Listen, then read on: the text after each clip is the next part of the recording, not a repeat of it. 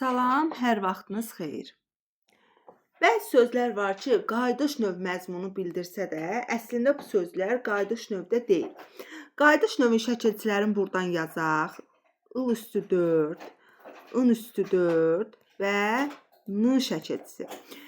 Məsələn, sulanmaq sözü. Sulanmaq.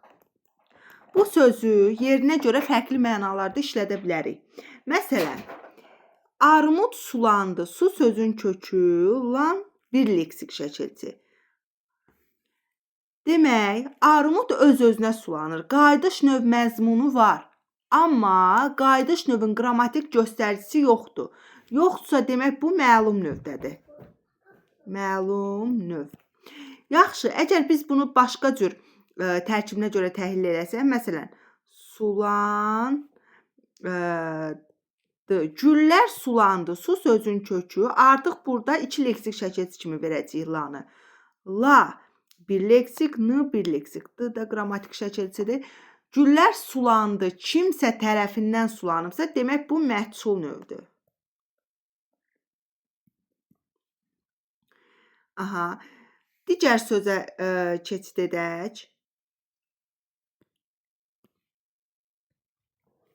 Məsələn, yağlanmaq sözü. Yenə də eyni qaydayla yağlanmaq.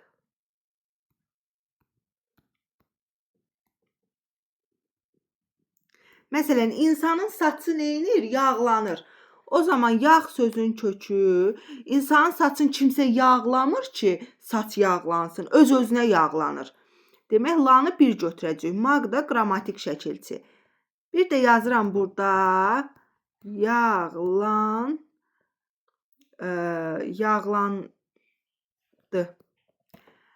Yağ sözün kökü.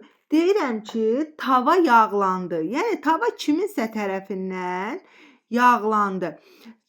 Tava öz-özünə yağlana bilməz ki, kimsə tavaya yağ tökür və tava yağlanır. Demək, birinci söz oldu məlum növdə. İkinci söz oldu məchul növdə.